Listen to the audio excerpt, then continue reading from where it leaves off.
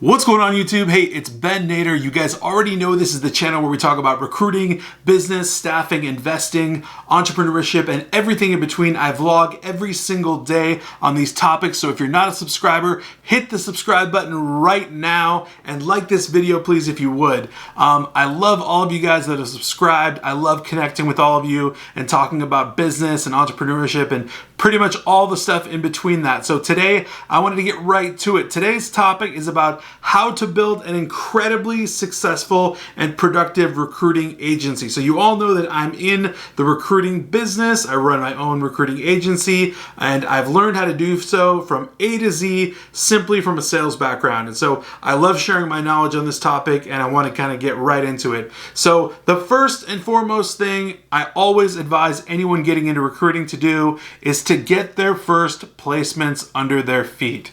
And the way you go about doing this is basically outreach. So outreach. So you need template emails, you need a business email, you need a website, and you just need to start outreaching to targeted leads that you find online, whether you find them with a program like Zoom Info, like I have, or if you just find them on Yelp or wherever, or Indeed.com. Find people that are hiring, reach out to them, get some people that are going to be your clients, and find candidates for them, make them placements, collect fees, and I would get about 1, 2, or 3 different clients and place at least 1 or 2 people for at least 1 or 2 of those clients. That's how you get your feet wet in staffing. That's how you get the groove, and that's how you learn. You gain confidence, growth, knowledge, experience, all that stuff that comes with it, and conviction. So you really know what you're talking about when you move forward with future clients. So this is really, really important in getting your feet wet in staffing and running a really productive agency going forward.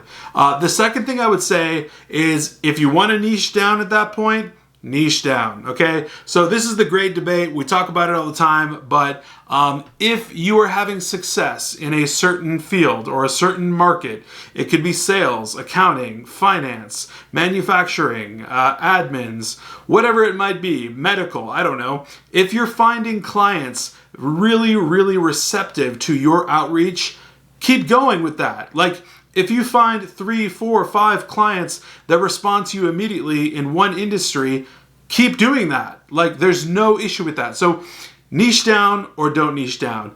Currently, I am not niche down. I do general labor, and I'll take on pretty much most positions that come my way, and I do a lot of outreach, and so my strategy is a bit different than most, and I'm currently not niched. However, I could niche easily if I wanted to right now. I could pick a spot that I really have had success in and just keep going with that particular spot. Currently, I have not yet though, but IT is probably kind of where I'm headed. And so basically it's pretty much not, like a thing you have to do, but it's something you can do at this point. Once you've gotten your feet wet, you either niche or you don't niche. There's really no benefit or non-benefit. Some people think that you have to niche. Some people think that it doesn't matter at all. I'm one of the people that thinks that it doesn't matter at all. As long as you are making money and you're getting clients somewhere, somehow, and you're placing candidates for them, that's all that truly matters. So ultimately, if you do end up niching, set up a proper website for that niche. Say that you do that thing, that niche on your LinkedIn, calibrate your profiles like that are online to that niche particularly. You don't just want to be a generic website or a generic LinkedIn if you're staffing particularly for the legal field, right? They're going to want to look at you and say, I particularly recruit attorneys or these types of attorneys or whatever it is. They're going to want to see stuff like that. So make sure you get that ready and put that out there if you do end up niching. Just a couple of tips on that. And focus on targeting only those leads and go after them. And those clients will probably follow you. You'll get a name in that industry and you'll do well. So that's niching, right? The next step I would say to running a super productive recruiting agency once you get into it is databasing. I was just talking to a really good buddy about this, and this is something I haven't mentioned before on this channel, but databasing is super important. So anytime I send out a cold email to anyone, any business, any company, any CEO, any manager, peon, whoever they are, I record their email address and who they are.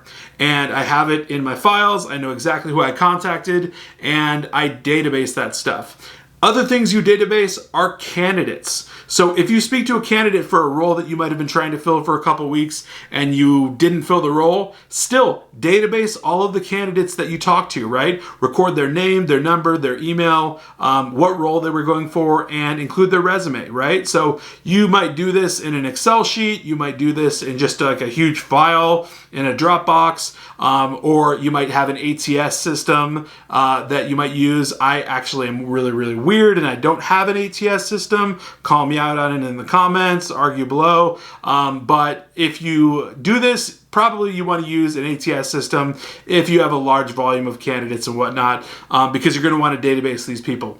Reasons to database people. Basically, at the end of the day, you never really know when you're going to need someone. So if some job order pops up and they need a software developer that has 3 years of experience with this, C++, JavaScript, TypeScript, whatever, and you go look through your database and you do control find and you find that guy, boom, right then and there you have found a placement and you'll be thankful that you databased that guy the day you did. So databasing is super important. So once you've niched down or not niched down, set up a database and make sure you're databasing all of your candidates that come through. And it's just a really important thing to do. So ATS or Excel sheets or Dropbox file or however you want to do it, everybody has their own style. That's the thing. Just allow yourself to flow in the way that you flow. I think this is really important. So some people say you have to have this, and this. I don't think that way. I think closest to the money. Whatever makes you the most money, the easiest, the fastest, the quickest way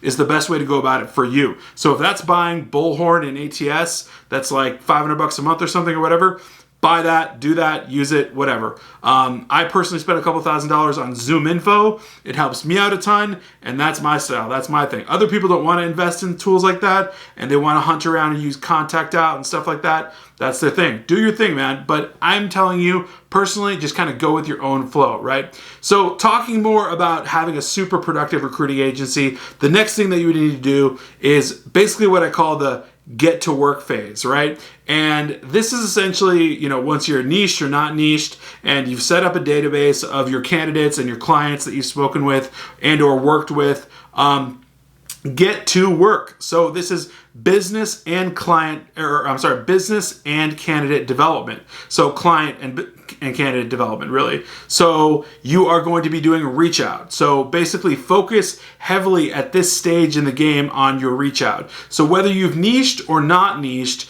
you're going to be reaching out in different ways, right? If you niched, obviously, and you're going after lawyers, you're going to be niching a ton and getting involved in the legal space a ton. So joining different groups, connecting with different people, interacting with different decision makers, and so on and so forth. If you've not niched, no problem as well. Just get to work on business and candidate development with pretty much anyone and everyone that you want to get involved with. So if it's sales, if it's admins, if it's general labor, if it's accounting, if it's law, whatever.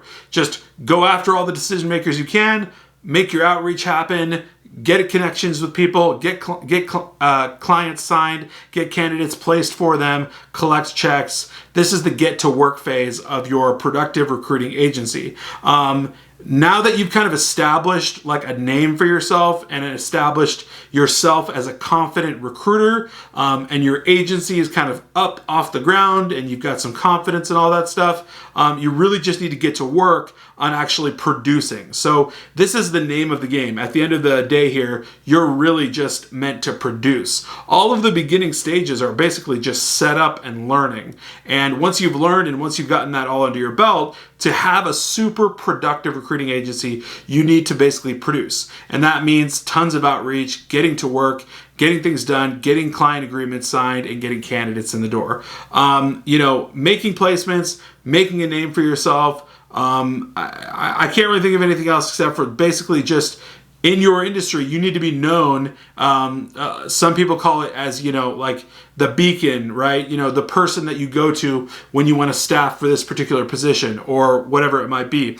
At this point, you're getting to work and you're becoming that person. So whether you've niched or not niched, however it goes for you, you've gotten to work at this point and you have a consistent flow of clients and candidates coming in, and you're making matches, you're making placements, and you're getting fees. So those are what I basically deem my 4 steps of getting a really, really productive recruiting agency off the ground. And the reason I made this video, guys, I know that I've talked a lot about this stuff before, but the reason is because I talk to lots and lots of you guys. And whether it's through my LinkedIn or whether it's through my YouTube channel, or you just hit me up on the 6-Figure Recruiters Facebook group, link in description, definitely join it. I answer pretty much every question in there. And I've talked to a lot of you, and a lot of you have questions about what do I need to get started, or what should I do in this phase, or what should I do next, or what should I do after this? Well, here's a basic blueprint for you, right? So if you need a reminder, or if you need a refresher, or if you just need a template of what it looks like to set up a productive recruiting agency, I mean, tons of this stuff can be done within several weeks, basically, right? So a ton of reach out, if you're really committed, is easily attainable within 2 weeks. You know what I mean? Sending out 100 emails a day, 75 to 100 touches or emails, contact requests on LinkedIn, stuff like that. This is a basic blueprint for setting up a super productive recruiting agency. So I would ask that you guys smash the like button if this is valuable to you, and subscribe if you're not a subscriber already. I would truly appreciate it. More to come for you guys tomorrow on Tuesday. I hope you're having a great start to your week. I know I am. I'll catch you guys tomorrow. Take care.